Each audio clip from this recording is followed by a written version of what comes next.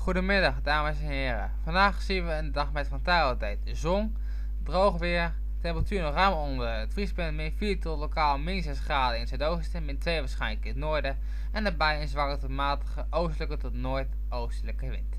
Vanavond en vannacht is het dan droog met opklaringen, ook wel bewolking. Temperatuur veel hoger dan afgelopen nacht, min 5 tot lokaal min 8 graden in het zuidoosten en daarbij een matige noordoostelijke wind.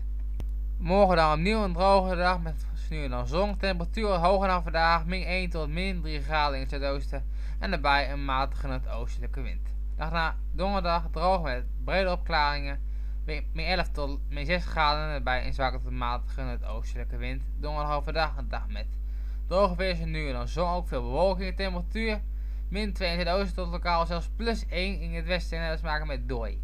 Verder staat in die donderdag een zwakke tot matige wind uit het noord tot noordoosten.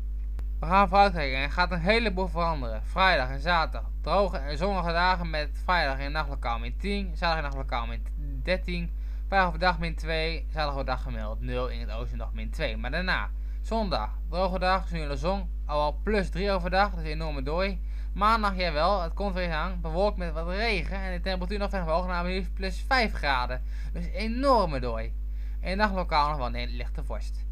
De wind vrijdag uit het oosten, het zuidoosten is er bij zwakke mate kracht 2 tot 4. Zaterdag houdt het draaien naar het zuiden 2 tot 4.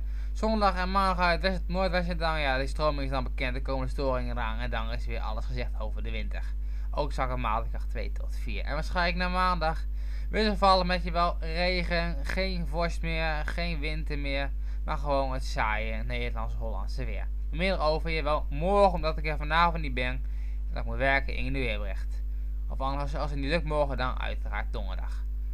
Voor nu bedankt voor het kijken en luisteren. Ik wens je nog een hele goede dinsdag. Misschien tot morgen, zo niet dan een hele goede woensdag en heel graag tot donderdag.